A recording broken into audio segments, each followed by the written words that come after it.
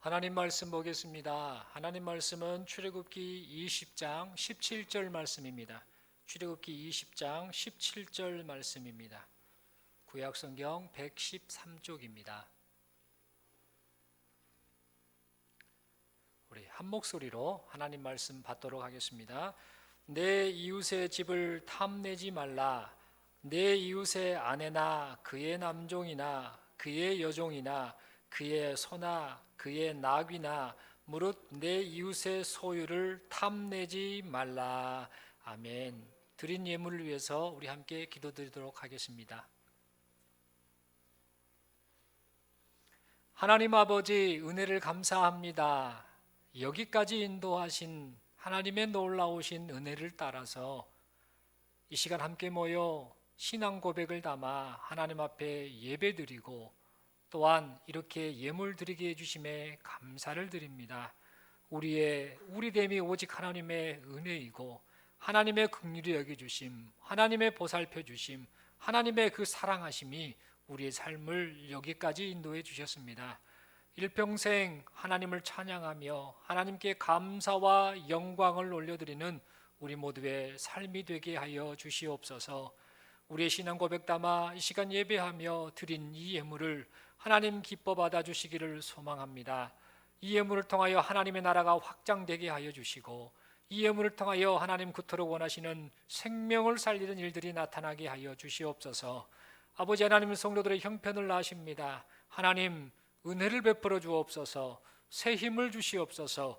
회복을 허락하여 주시옵소서. 하나님으로 말미암아 치유되는 역사가 있게 하여 주시고 하나님으로 말미암아 문제가 해결되는 역사가 나타나게 하여 주시옵소서. 기도하는 것들마다 들으시는 아버지 하나님, 하나님의 때를 따라 도와주시고 은혜 베풀어 주셔서 사랑하는 성도들의 삶 속에서 날마다 간증이 넘쳐나는 인생 되게 하여 주시옵소서. 특별히 세상에서 고치지 못한다라고 하는 질병 역시 주께서 원하시면 치유될 줄로 믿사오니 하나님 불쌍히 여겨주셔서 회복되는 역사가 있게 하여 주시옵소서. 세상에 얽혀있는 문제들, 해결되지 못하는 문제들 하나님 손 대시면, 하나님 역사하시면 회복될 줄로 믿습니다. 아버지 하나님 도와주셔서 성도들의 기도를 들어주셔서 그 갈급한 심령을 어루만져 주셔서 하나님으로 말미암아 소생케 되어지는 역사가 나타나는 귀한 성도들의 삶이 되게 하여 주시옵소서. 하는 일들마다 기도하며 하나님 앞에 아뢰며 행하는 모든 일들마다 하나님이 복을 주셔서 되어지는 모든 일들이 복의 증거가 나타나는 복된 인생들 되게 하여 주시옵소서.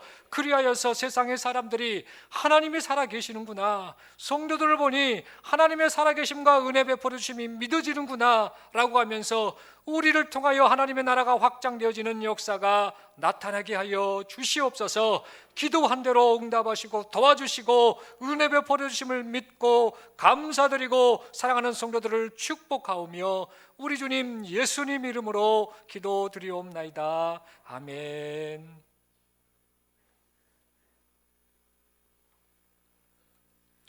한 주간 동안 평안하셨습니까? 예, 그제 눈이 조금 날려서 눈이 오려나 보다 했는데 또 전혀 또 눈발이 보이지도 않고 그렇습니다. 눈이 오면 춥기도 하고 또 뭐 그렇습니다만 그래도 그 계절이 바뀌어가는 과정 속에서 자연의 이런 경치들 볼 수 있어서 감사하기도 하고 또 추운 날씨 속에서 또 이겨내야 될 그런 것들을 생각하면 조금 마음이 무겁고 염려되기도 합니다. 그럼에도 불구하고 하나님이 우리를 여기까지 인도해 주셨습니다. 그 하나님이 앞으로도 우리의 삶을 인도하실 것이고 하나님 나라 우리가 가서 영원히 거할 그 하나님 나라 갈 동안 하나님께서 변함없이 우리를 인도해 주심을 믿습니다. 우리 서로 인사하겠습니다. 하나님께서 여기까지 인도해 주셨습니다. 인사하겠습니다. 한 번 더 인사하겠습니다. 앞으로도 변함없이 인도하실 것입니다. 예.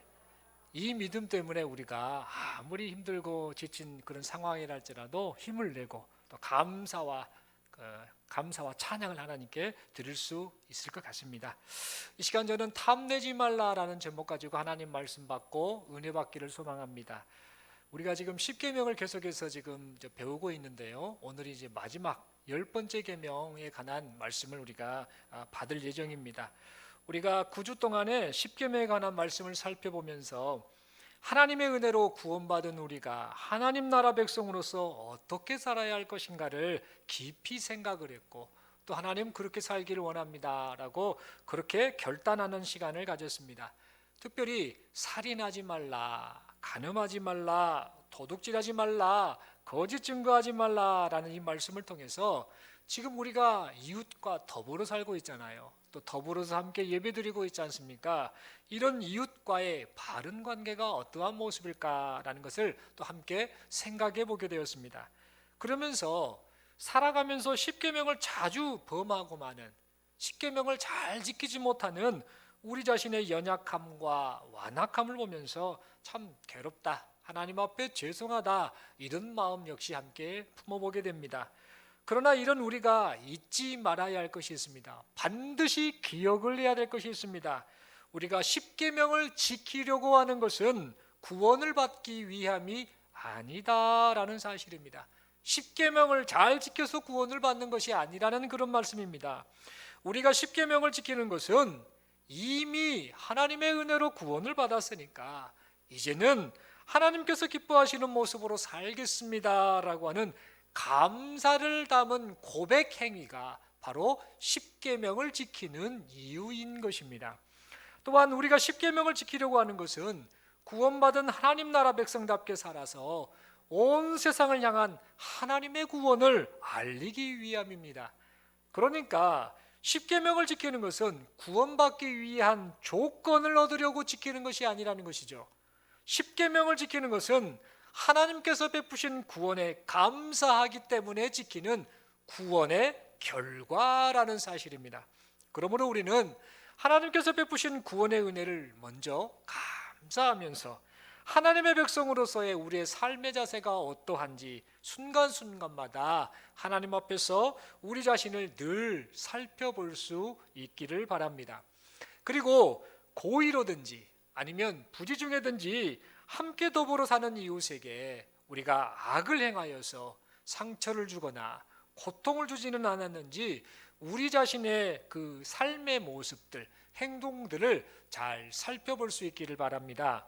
그리하여서 우리가 죽이는 인생을 살 것이 아니라 살리는 인생을 살아서 세상을 향해 하나님의 뜻을 드러내는 복된 인생이 모두가 되시기를 바랍니다. 그런데 여러분, 우리의 소망은 이렇게 간절합니다. 이런 인생을 살고 싶다. 이렇게 십계명을 잘 지키고 이렇게 하나님 뜻대로 살고 싶습니다. 정말 이렇게 살고 싶습니다라고 하는데 실제 우리의 삶은 말하기가 부끄러울 정도로 십계명을 깨트리는 삶을 반복할 때가 많다라는 사실입니다. 첫 번째 계명부터 네 번째 계명까지의 가르침은 여러분 잘 알고 계시듯이 하나님을 사랑하는 삶이 어떤 삶인가를 가르쳐주는 그런 계명이지요. 그런데 하나님을 믿고 섬긴다고 하면서 하나님 대신에 하나님과 나란히 하나님처럼 하나님보다 더 다른 것을 하나님으로 섬기는 짓을 행할 때가 우리가 많다라는 사실입니다. 또한 다섯 번째 계명부터 열 번째 계명까지의 이 가르침은 이웃을 사랑하는 그런 삶을 살아야 한다라고 가르치는데 부모의 권위를 부정하거나 거역하고 미움으로 살인을 하고 또한 음욕을 품어 간음하고 이웃의 지적 재산이나 명예, 물질 등을 직접 또는 간접적으로 도둑질하고 거짓 증거로 이웃을 중상모략할 때가 참 많았구나라는 사실을 생각해 보게 됩니다. 이렇게 안 살고 싶은데 자꾸 이런 삶이 반복되는 우리 모습을 보면은요, 참 부끄럽다. 하나님 참 염치 없습니다. 죄송합니다. 이런 마음을 갖게 됩니다. 그런데 하나님께서는 이런 우리의 속사정, 이 마음을 다 알고 계십니다. 그래서 우리에게 하나님의 백성답게 살라라고 십계명을 이렇게 주셨을 뿐만 아니라 즉 그 하나님의 백성에 살아야 할 지침서로서 이 십계명을 주셨을 뿐만 아니라 그렇게 살아낼 수 있는 방법까지 우리에게 친절하게도 이 십계명 안에 가르쳐 주셨습니다. 그 가르쳐 주신 방법이 어디에 나타나는가? 바로 우리가 함께 오늘 읽으셨던 열 번째 계명, 그 계명 안에 나타난다라는 겁니다. 이렇게 십계명을 잘 지키며 하나님의 백성으로 살 수 있는 그 비법 방법이 그것이 무엇인가? 바로 10번째 계명이 말씀하고 있는 탐심을 버리는 것이다 라는 사실입니다. 여러분, 사람들이 십계명을 범하는 근본적인 원인이 무엇이라고 생각합니까? 그것은 바로 다름이 아니라 사람 안에 자리 잡고 있는 탐심 때문입니다. 이 탐심이 뿌리가 되어서 십계명을 범하는 그런 일들이 발생하게 된다라는 사실입니다. 탐심 때문에 자기 자신을 위해서 하나님이 아닌 우상을 숭배합니다. 탐심 때문에 부모님께 행해야 될 도리를 다하지 않고, 탐심 때문에 살인을 하고, 탐심 때문에 간음하고, 탐심 때문에 도둑질하고, 탐심 때문에 거짓 증거를 해서 결국에는 자기 욕심을 채우는 그런 인생을 살고 마는 것입니다. 마가복음 7장 11절을 보면은요, 예수님께서 탐심 때문에 부모님께 행할 도리를 다하지 않은 바리새인들, 서기관들, 그리고 그들의 가르침을 받았던 당시의 사람들을 향해서 책망하시는 내용이 기록되고 있습니다. 마가복음 7장 11절의 말씀입니다. 너희는 이르되 사람이 아버지에게나 어머니에게나 말하기를 내가 드려 유익하게 할 것이 고르반 곧 하나님께 드림이 되었다고 하기만 하면 그만이라 하고 라고 말씀하고 있습니다. 당시 사람들은 모세의 율법을 따라서 부모를 공경하는 그런 인생을 사는 게 마땅했습니다. 그래서 부모님의 경제적인 어려움이나 부모님을 잘 모시기 위해서 그런 지원을 했어야 마땅한데, 그 돈도 드려야 되고 또 하나님께 드려야 할 물질도 있는데 이것을 어찌하면 좋을까 하다가, 그래 고르반 부모님께 드린 물질을 하나님께 드렸으니 이제 면제받아도 된다, 아무 잘못 없다라고 하면서 그 잘못된 전통을 악용해서 부모님에 대한 공경을 다하지 않았던 겁니다. 이 사람들의 그 마음의 그 심보를 아시는 예수님께서 오늘날 우리식으로 말하자면 이렇게 말씀을 하십니다. 조금 강하게 표현해 보겠습니다. 옛기 이놈들, 너희의 탐심으로 전통을 악용하고 있느냐? 하나님께서 네 심보를 모르실 줄 아느냐라는 그런 의미로 지금 바리새인들, 서기관들, 그리고 당시에 그 영향을 받았던 사람들을 향해 이렇게 책망을 하셨던 겁니다. 결국 우리가 알 수 있는 것은 사람 안에 있는 탐심이 원인이 되어서 5번째 계명인 부모님을 공경하라라는 이 계명을 깨뜨리고 말았다라는 사실입니다. 단순히 부모를 공경하는 것이 아니라 그 원인이 무엇이냐? 우리 안에 자리 잡고 있는 탐심이라는 것이 원인이 되었다라는 사실입니다. 여러분, 구약성경 사무엘하 11장에 기록된 다윗의 모습을 보면은요, 참 마음이 안타까운 이야기가 등장을 하고 있습니다. 인간의 탐심이 얼마나 추악한가, 그리고 정말 믿음으로 산다는 사람도 이렇게까지 십계명을 범할 수 있는가를 우리에게 잘 보여주고 있습니다.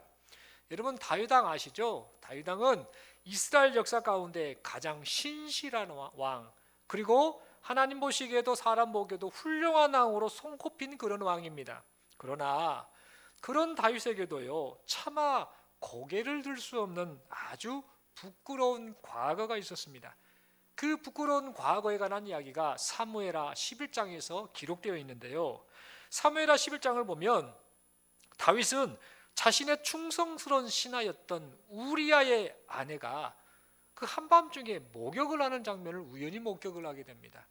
그때 이 다윗은 사실은 이제 전쟁터에 나아가서 자기가 해야 될 역할을 수행해야 될 시기가 되었음에도 불구하고 그렇지 않고 자기 성에서 어슬렁어슬렁거리면서 낮잠을 잤는지 어쨌는지 밤에 저녁에 잠이 안 와가지고 어슬렁어슬렁거리다가 지금 우리아의 아내가 저 밑에서 지금 목욕하는 장면을 목격하게 됩니다. 그러면서 그때 성적 탐심을 품게 됩니다. 때마침 이 다윗의 충신이었던 우리아 이 장군은요, 지금 저 멀리 전쟁터에서 나라를 위해 지금 싸우고 있는 중이었습니다. 기회는 이때다라고 생각했는지 다윗은 이 우리아의 아내 밧세바를 불러가지고 그만 간음을 저지르고 맙니다. 다윗은 그 누구도 모르게 비밀리에 아주 은밀하게 10계명 중에 7번째 계명이었던 간음하지 말라라는 그 계명을 깨뜨리고 말았던 겁니다. 그래서 아무도 모를 줄 알았습니다. 됐다 라고 생각했는데, 그런데 어느 날 문제가 발생하고 맙니다. 밧세바, 그 우리아의 아내 그 밧세바가 그만 임신을 하고 말았습니다. 그래서 이 사실이 들려오자 이제 다윗이 지금 끙끙거립니다. 어떻게 하면 좋을까?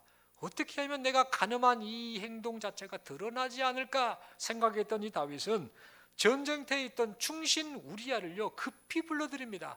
예루살렘으로 빨리 돌아오게, 빨리 돌아오게.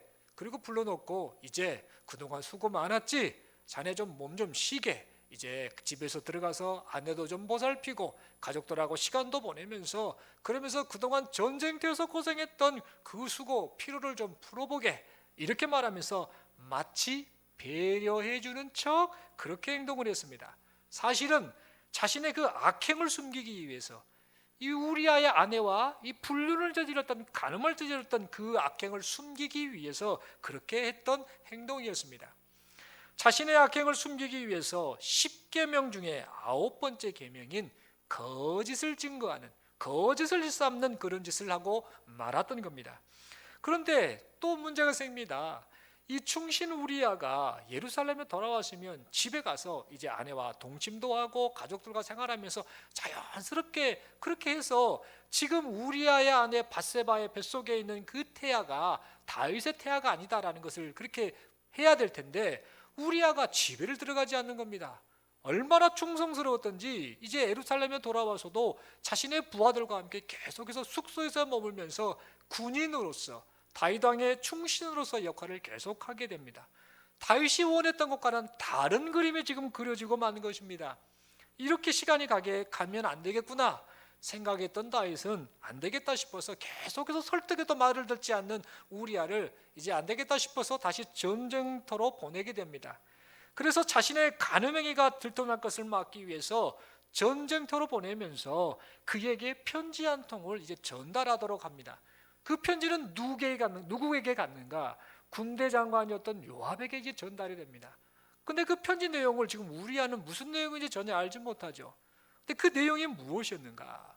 요압 장군, 이 우리아를 전쟁터의 최전방에 보내서 죽게 만들어라 라고 하는 은밀한 그런 지령을 내렸던 겁니다. 여러분, 다윗 안에 있는 이 탐심이 뿌리가 되니까 10계명 중에 6번째 계명인 살인하지 말라라는 계명까지 지금 범하고 있음을 우리는 보게 됩니다. 우리아가 죽게 됩니다. 그래서 이제 다윗은 안도의 한숨을 쉬었을 겁니다. 아이고 잘됐다. 이제 내 모든 그 죄악, 탐심으로 인한 이런 모든 것들이 들통날 일이 없겠구나라고 그렇게 생각했을 겁니다. 그리고 우리아의 아내 밧세바를 자기 궁으로 데려옵니다. 그래놓고는 그 여자를 자기 아내로 딱 삼아버립니다. 다윗 안에 또아리를 들고 있었던 이 탐심이 다윗으로 하여금 자기의 이웃이죠. 굳이 따지면 충신 우리아, 이 우리아의 아내를 도둑질하는 8번째 계명, 도둑질하지 말라라는 그런 계명을 깨트리는 그런 죄를 짓고 말았던 겁니다. 여러분, 이처럼 사람이 10계명을 범하는 이유는 다른 것이 아닙니다. 단순히 어떤 행동을 잘못한 것이 아니라 그 행동의 근본 원인인 우리 안에 탐심이 뿌리 박혀 있기 때문이다라는 사실을 우리는 잊지 말아야 합니다. 겉으로 드러난 행위로 범죄하지 않았다 할지라도 우리 안에 탐심이 자리 잡고 있다라고 한다면 그 상태 역시 하나님 앞에서 범죄한 것이라는 사실을 우리는 잊지 말아야 합니다. 우리 안에 탐심이 자리 잡고 있다고 한다면 언제 어떻게 터질지 모르는 죄악의 시한폭탄을 지금 우리가 소지하고 있다라는 사실 역시 우리는 잊지 말아야 합니다. 여러분, 그렇다면 탐심이 왜 생기는 걸까요? 이 탐심이 왜 이렇게 생기고 마는 것일까요? 탐심은 다른 것이 아니라 하나님으로 만족하지 않기 때문에 이것이 생깁니다. 하나님이면 되는데, 하나님과 함께 동행하며 살면 되는데, 이 하나님으로 만족하지 않다 보니 자연스럽게 우리 안에 그 허무한 것들, 그 비어있는 것들을 채우기 위해서 탐심이 발동해서 다른 것으로 내 인생을 채우려 하고 내 행복을 채우려는 그런 모습이 나타나고 만다라는 겁니다. 하나님으로 만족하지 못하니까 나의 행복을 하나님이 아닌 다른 대상에게서 찾으려고 합니다. 하나님으로 만족하지 못하니까 자신에게 주어진 모든 것에 자족하지 않습니다. 여러분, 그렇다면 이 성도가 하나님으로 만족하지 못하고 자족하지 못하는 그 이유가 무엇일까요? 그것은 바로 하나님의 섭리를 믿지 못하기 때문입니다. 어떠한 순간에도 모든 것을 합력하여 선을 이루시는 그 하나님의 섭리를 믿지 못하기 때문에 자족할 줄 모르고 하나님으로 만족하지 할 줄 모르고 계속해서 탐심이 올라오면서 다른 것을 추구하는 모습이 나타나고 만다라는 사실입니다. 그래서 하나님이 아닌 다른 것으로 행복을 채워보려는 탐심으로 가득한 인생을 살고 만다라는 것이죠. 그 결과 다른 이웃의 것으로 눈이 계속해서 향하게 됩니다. 남의 차가 더 크더라, 남의 차가 더 좋더라, 남의 집이 더 좋고 크더라, 새 아파트더라, 남의 자식들은 잘 나가던데 우리 새끼들은 왜 이렇게 못 나갈까? 다른 사람은 직책이 높은데 왜 이렇게 나는 출세를 못할까?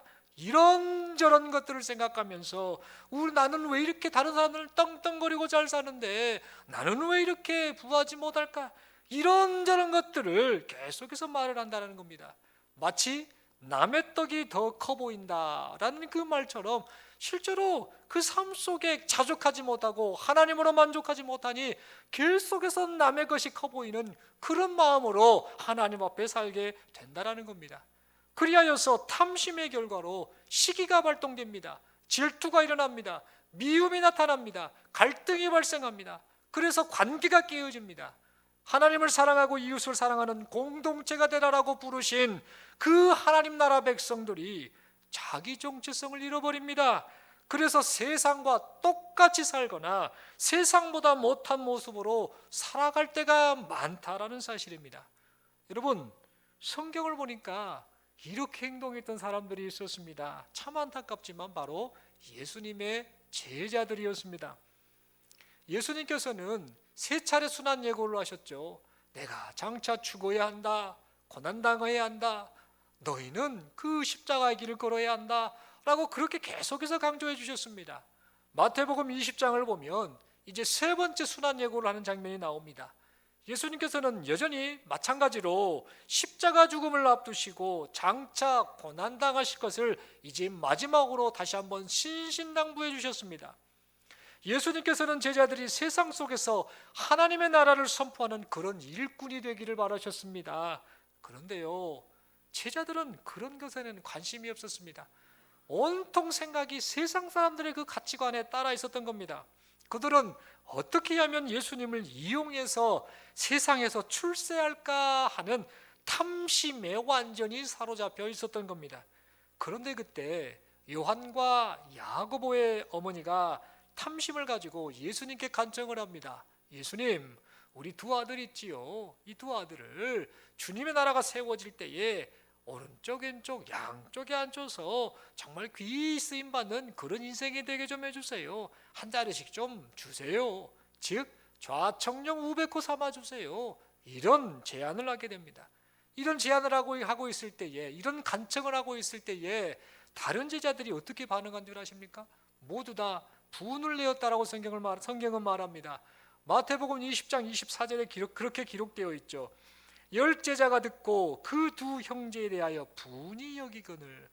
지금 그 야고보와 요한의 엄마의 그 간청을 듣고요, 어찌 보면 청탁이라고 할 수 있겠죠. 그 장면을 보고요, 지금 다른 제자들이 성질이 난 겁니다.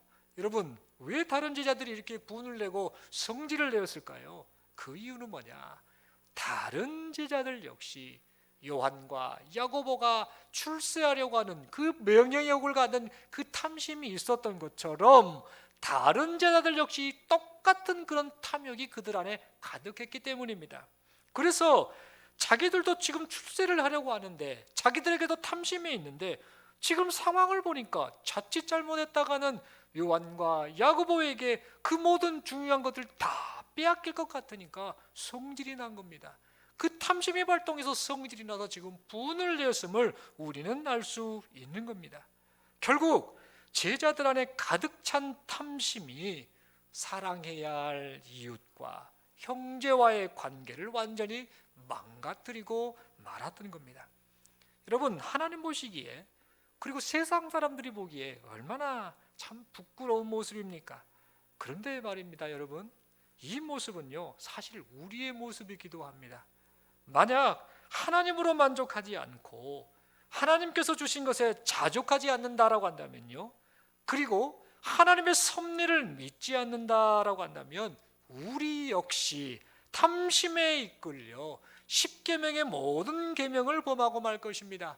이 제자들과 똑같은 모습을 우리는 범하고 말 것입니다. 부모 공경을 회피하기 위해서 거르반 하나님께 드렸어, 부모님께 안 드려도 돼 라고 하는 이 사실을 이용해 먹었던 바리새인들, 그리고 밧세바와 가늠한 후에 안 되겠다 싶어서 우리아를 죽였던 다윗, 출세를 위해 부운을 품은 제자들의 모습이 어찌 보면 얼마든지 오늘 우리의 모습이 될 수도 있다는 사실입니다. 사랑하는 성도 여러분, 그렇다면 이 탐심이라는 죄의 유혹을 극복할 수 있는 그런 방법이 없을까요? 탐심이 어떻게 하면 제어가 될까? 요즘 책 가운데 무소유라는 책을 쓰신 법정 스님의 그런 책들이 베스트셀러로 팔립니다. 불교에서 탐심을 버려라 얼마나 많이 강조합니까? 우리는 탐내지 말라라는 이 말씀을 불교에서는 부탐심이라는 표현을 그렇게 해서 가르치지요. 그래서 이 탐심을 버리면 이제 도를 닦아서 자기를 스스로 도를 닦아 하면 이제 어느 수준에서 해탈에 이르는 그런 경지에 오를 수 있다라고 이렇게 말들을 합니다. 여러분, 그것이 맞다라고 생각하십니까? 지금까지 탐심을 버려보려고 얼마나 여러분들 발버둥 치셨습니까? 그런데 그것이 가능하십니까? 결코 그 질문에 대해서 자유롭게 대답할 분, 자신 있게 대답할 분은 한 분도 없다라는 사실입니다. 여러분, 그러면 죄의 유혹, 이 탐심이라는 죄의 유혹을 극복할 수 있는 방법이 도대체 뭘까요? 무엇이라고 생각하십니까? 여러분, 제가 초등학교 3학년 때 그 있었던 일이 생각이 나서 잠시 말씀을 드리고자 합니다. 초등학교 3학년 때 제가 광주 사람이지 않습니까? 광주의 서림교회를 제가 다녔습니다. 서림교회 상당히 좀 좋은 교회입니다. 전통 있고 참 귀한 교회인데, 이 서림교회에서 제가 유초등부 생활을 했던 그런 경험이 있습니다. 유초등부 예배를 드리기 위해서 초등학교 3학년 때 열심히 이제 교회를 매주 출석을 했습니다. 기억의 예배 시간이 아마 7시 반인지 8시인지 잘 모르겠습니다. 상당히 빠른 시간에 아마 8시였던 것 같습니다. 그래서 8시에 예배가 있어서 그곳까지 이제 예배를 드리러 가기 위해서는 일찍 일어나야만 했습니다. 왜냐하면 집과 교회가 가는 시간이 한 40분에서 50분 정도 걸었던 기억이 납니다. 열심히 걸어가야 그 예배 시간에 맞춰서 갈 수 있었던 기억이 납니다. 그래서 매 주일마다 이제 그 40분, 50분의 그 시간을 이제 걸어서 교회로 가서 예배를 드렸던 기억이 있습니다. 근데 갈 때마다 제가 혼자 일어나서 갔어요. 이제 저희 형제도 있었지만 제가 왜 그렇게 하나님 보시기에 착한 행동을 했는지 모르겠습니다. 은혜 베푸셔서 예배를 그렇게 사모하는 마음이 있었던 것 같아요. 그래서 일찍 일어나서 그 시간에 그 서림교회를 향해서 일찍 일어나서 걸었던 기억이 납니다. 그런데 한참을 그렇게 40분, 50분의 거리를 걷다 보면은요, 여러 골목길을 이렇게 지나쳤습니다. 그런데 그 골목길 여러 길 가운데에 어느 한 딱 지역 그 위치 지역을 지나면은요, 독특한 그 손수레가 하나 있는 그런 골목길이 있었습니다. 그 집문 앞에 손수레가 하나 딱 놔져 있는데요, 그게 이제 그 포장지로 딱 덮여 있었기 때문에 무엇이 있는지는 처음에는 전혀 몰랐습니다. 그래서 매주일 거기를 지나가면서 보면서 저게 뭘까 늘 궁금했습니다. 아침 일찍 제가 일어나서 갔기 때문에 그 주일날 아침 사람이 얼마나 일찍 일어나겠습니까? 쉬는 날이다 생각하고 좀 잠도 자고 그러지 않겠습니까? 늦잠도 자고. 그런데 일찍 그 길을 걷을 때 보니까 그 아무도 없는 상황에서 항상 매주마다 그 집 문 앞에 항상 그 손수레가 딱 놓여져 있고 항상 무언가 수북 쌓여 있는 것을 제가 발견했습니다. 처음에는 그게 무엇인지 전혀 몰랐습니다. 그러다가 매주일 그곳을 지나가니까 하다가 어느 날 이렇게 살짝 봤는데 그 천막으로 이렇게 덮여진 그 사이에 보니까 청사과가, 사과는 청사과 있죠. 그 맛있는 새콤달콤한 청사과가 그 안에 있는 겁니다. 보니까 살짝 들춰봤더니 청사과 그냥 수북히 거기 그 손수레 안에 있는 겁니다. 제가 그때 무슨 생각이 들었겠습니까? 이야, 맛있겠다. 그날 이후로 제가 교회를 계속 아침마다 가면서 엄청난 많은 갈등을 했던 기억이 납니다. 이른 아침에 그 골목을 지나가다 보니 그 시간에 그 골목길에 나와 있는 사람이 단 한 명도 없지 않습니까? 보는 사람 하나도 없는데, 먹고 싶은 마음은 간절한데, 또 아침 일찍 걸어가는데 얼마나 배가 고팠겠습니까? 보는 사람도 없고, 야, 저거 하나 먹었으면 좋겠다라는 마음이 계속해서 막 일어났습니다. 게다가 이 청사과가 저를 가만 놔두지 않더라고요. 그 손수레 안에 있는 맛있게 보이는 청사과가 저를 보면서 방긋방긋 웃으면서 잡사봐 잡사봐 이러는 것 같더라고요. 여러분, 이른 아침에 실제로 배가 고프니까, 그리고 아무도 없고, 중요한 건 매 주일을 그렇게 걸어가는데 매 주일마다 보이는 그 손수레를 보면서 얼마나 많은 갈등을 했는지 모릅니다. 아무도 안 보는데 뭐 이 많은 청사과가 있는데, 이 사과 이 많은 거 개수도 많은데 하나 먹은다고 태가 나겠나? 실제로 지금 그 당시에 매주 걸어 지나갔을 때마다 주인을 만난 적이 없습니다. 사람 한 명을 만난 적이 없었습니다.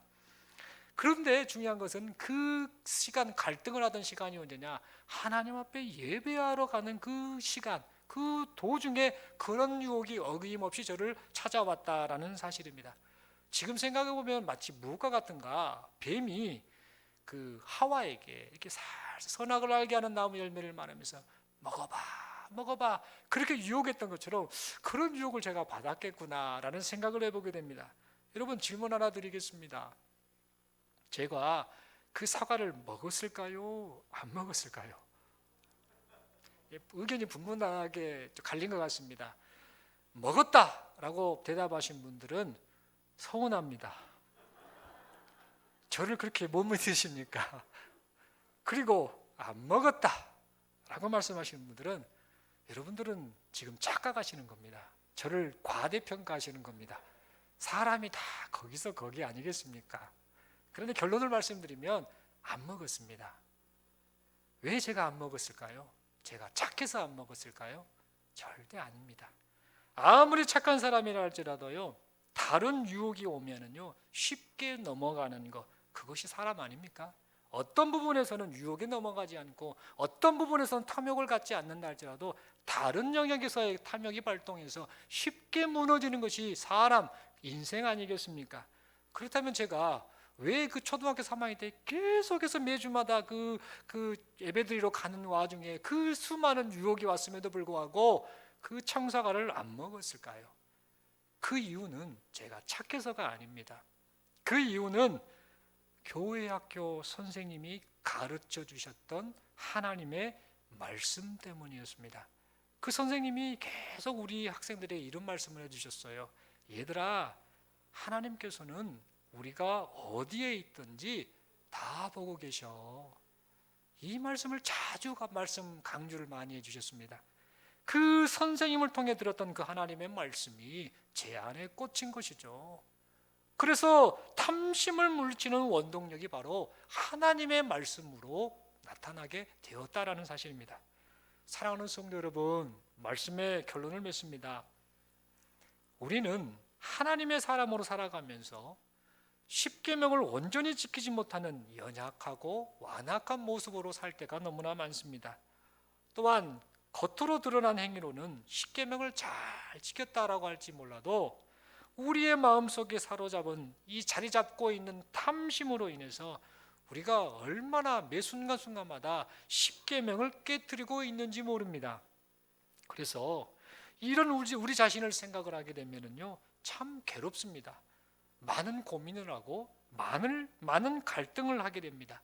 그러나 우리가 이 십계명 말씀을 우리가 정리하며 생각하면서 우리가 기억을 해야 될 것은 우리를 향한 하나님의 구원은 변함없으시다라는 사실입니다. 하나님은 우리의 연약함을 아십니다. 우리의 완악함도 아십니다. 우리가 죄인 되었을 때에 우리를 향한 하나님의 은혜를 베풀어 주셔서 우리를 예수 그리스도를 통하여서 우리를 구원해 주셨다라는 사실입니다. 그리고 지금도 변함없이 우리를 사랑해 주시고 우리에게 은혜를 베풀어 주셔서 우리를 하나님의 사람으로 계속해서 성화시켜 가고 계시다라는 사실입니다. 그러므로 말씀으로 찾아오셔서 우리를 만나주신 하나님을 범사에 인정하며 살아가시는 저와 여러분들 되시기를 소망합니다. 불쑥불쑥 찾아오는 탐심, 이것저것 많은 탐심이 우리로 하여금 하나님의 마음을 나쁘게 하고 또 그것으로 해서 범죄한 우리를 자책하며 괴롭게 한다라고 할지라도 하나님 한 분을 바라보시고 바라보고 계신 하나님, 감찰하시는 하나님, 우리와 함께 하신 하나님을 생각하면서 이 하나님만을 의지하면서 우리의 삶 가운데에 탐심을 넉넉히 물리치고 이기시는 저와 여러분들 되시기를 소망합니다. 특별히 어떠한 순간에도 책임져 주시는 하나님의 그 섭리하심을 믿으시기를 바랍니다. 내게 주어진 지금 처한 환경이 자족할 수 없는 그런 상황이랄지라도 하나님이 주신 것들에 대한 자족함을 갖기를 원합니다. 하나님이 내 인생 책임져 주셔, 하나님이 주셨어. 지금 형편에 마음이 덜 드는 그런 상황이랄지라도 하나님이 인도해 주셨어. 예배레셀에 하나님이 여기까지 인도해 주셨어라는 그 믿음의 고백을 가지고 하나님께 만족하며 우리에게 주어진 인생을 살아가시는 저와 여러분 되시기를 소망합니다. 그리고 무엇보다도 다윗이 시편 51편 10절을 통해 했던 그 고백이 우리의 고백이 되기를 소망합니다. 다윗은 말씀드렸던 것처럼 성군입니다. 훌륭한 왕이었습니다. 이스라엘을 대표하는 그런 왕이었습니다. 하나님께도 인정받았던 왕이었습니다. 그러나 그가 탐심을 품게 되어서 5, 6, 7, 8, 9, 10계명을 다 깨뜨렸고 하나님과의 관계까지 깨트려져 버리는 10계명 전체를 깨뜨리는 그런 죄를 짓고 말았습니다. 그런데 다윗이 우리가 본받아야겠구나라는 그런 부분을 행한 것이 있습니다. 그것은 뭐냐? 나단 선지자가 찾아와서 당신이 범죄하였으라고 하나님의 말씀을 전했을 때에 그가 바로 하나님 앞에 꼬꾸라집니다. 하나님, 제가 죄인입니다. 잘못했습니다. 내 안에 이 탐심이 하나님 앞에 어마어마한 죄를 짓도록 하였습니다. 죽일 죄를 졌나이다 용서하여 주옵소서 라고 고백하면서 시편 51편 10절의 고백처럼 하나님이여 내 속에 정한 마음을 창조하시고 내 안에 정직한 영을 새롭게 하옵소서, 이렇게 하나님 앞에 고백하였습니다. 사랑하는 성도 여러분, 우리의 마음을 꿰뚫어 보시는 하나님 앞에서 정결한 마음을 품고 살아갈 수 있도록 은혜를 베풀어 달라고 기도하며 기도한 대로 실제로 순종하며 살아가시는 저와 여러분들 되시기를 소망합니다. 하나님께서 이렇게 소망하며 살아가는 우리 모두를 거룩한 하나님의 사람으로 빚어가실 줄로 믿습니다. 그리하여서 우리를 통해서 하나님의 구원을 세상에 그렇게 나타내실 줄로 믿습니다. 우리 마지막으로 서로 한번 인사하겠습니다. 이렇게 인사하겠습니다. 하나님으로 만족하며 삽시다. 그리고 이 시간에 딱 서로 웃으면서 이제 인사할 때 이렇게 하겠습니다. 자족 좀 하시오. 이렇게 인사하겠습니다. 자족 좀 하세요. 인사하겠습니다. 예. 환경 모든 거 자족하는 거, 이것을 깼을 때에 탐심이 발동하게 된다라는 거. 마지막으로 인사하겠습니다. 하나님께서 우리를 다 보고 계십니다.